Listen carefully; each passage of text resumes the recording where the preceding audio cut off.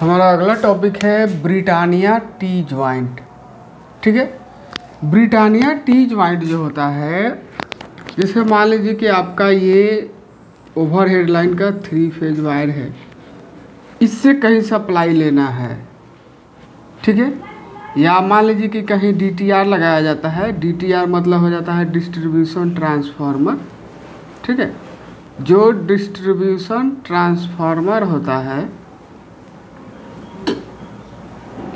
जो distribution transformer हो जाता है। ठीक है, तो अगर इसके लिए 11 के भी सप्लाई चाहिए, जैसे कि ये 11,000 का मान लीजिए ओवरहेड लाइन है, वो जो ACSR वायर है, ACSR aluminium conductor steel reinforced वाला वायर है, इससे हमें 3 फेज का कनेक्शन लेना है। ठीक है, तो वहाँ पर हम ब्रिटानिया टी ज्वाइंट करते हैं। जैसे अब यहाँ से हमें जोड़ेंगे तो ये ब्रिटानिया टी ज्वाइंट होता है। ठीक है, तो क्या किया जाता है ब्रिटानिया टी ज्वाइंट में, कह रहा है कि इस प्रकार के ज्वाइंट में जोड़े जाने वाले वायर के सिरे को 90 डिग्री पर मोड़कर, अब जैसे देख लीजिए ये हमारा वायर है जिसमें हमें वायर को जोड़कर हमें सप्लाई लेना है। तो क्या करेंगे, और ये हमारा जो ये वायर है इसे हमें जोड़ना है। तो क्या किया जाता है कि इसका जो ये टर्मिनल है इसको 90 डिग्री पर मोड़ दिया गया है।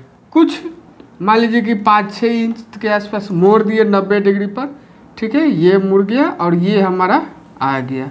ठीक है, तो कह रहा है कि वायर के सिरे को 90 डिग्री पर मोड़कर ये हमने 90 डिग्री मोड़ दिया है। वायर के समानांतर में रखकर एक पतला वायर लपेट दिया जाता है। देखिए ये जो ओवरहेड लाइन का वायर है और ये वायर हमें जोड़ना है। क्या कर रहे हैं, इसमें हम ये 90 डिग्री पर ये मोड़ दिए। अब इस पर क्या करना है, पतला वायर से इसको लपेट देना है, पतला वायर से इसको लपेट देना है। तो ये जो ज्वाइंट होगा ये बहुत ही मजबूत होगा, मतलब खिंचाएगा नहीं। दबाव अगर पड़ता है तो ये वायर जो है खिंचाएगा नहीं। ये जो ज्वाइंट हुआ मजबूत ज्वाइंट हुआ। ठीक है, तो इसे हम लोग क्या कहते हैं, ब्रिटानिया टी ज्वाइंट। क्या कहते हैं,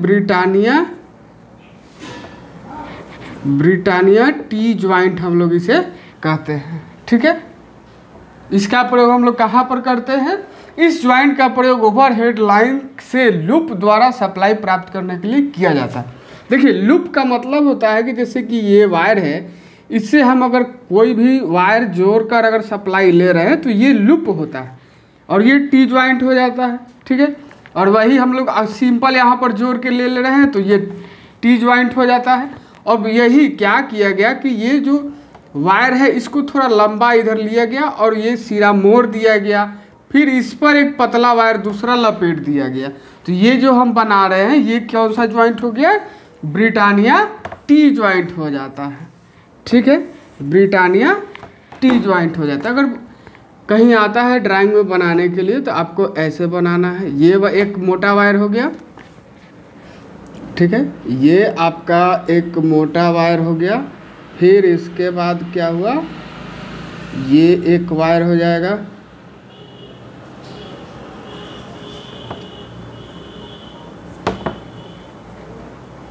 ये हमारा हो गया, ये हो गया। ठीक है, अब इसके ऊपर हम लोग क्या करेंगे, पतला वायर लपेट देंगे।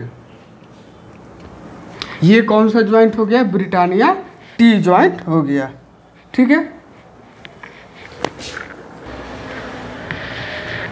अगला ज्वाइंट है वेस्टर्न यूनियन ज्वाइंट। देखिए वेस्टर्न यूनियन ज्वाइंट एक प्रकार का स्ट्रेट ज्वाइंट होता है। ठीक है, जिसका प्रयोग हम लोग ओवरहेड लाइन में वायर का लंबाई बढ़ाने के लिए करते हैं।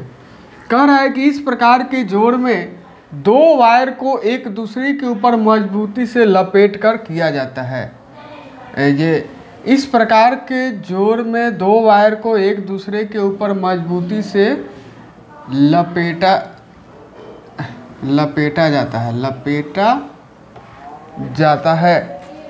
इस ज्वाइंट का प्रयोग ओवरहेड लाइन में वायर की लंबाई बढ़ाने के लिए स्ट्रेट ज्वाइंट किया जाता है। ठीक है, स्ट्रेट मतलब हो जाता है सीधा जोड़। क्या किया जाता है, जैसे कि ये आपका मान लीजिए कि एक ये वायर है, एक ये वायर है और एक ये वायर है, ठीक है। हमें इन दोनों को जोड़ना है।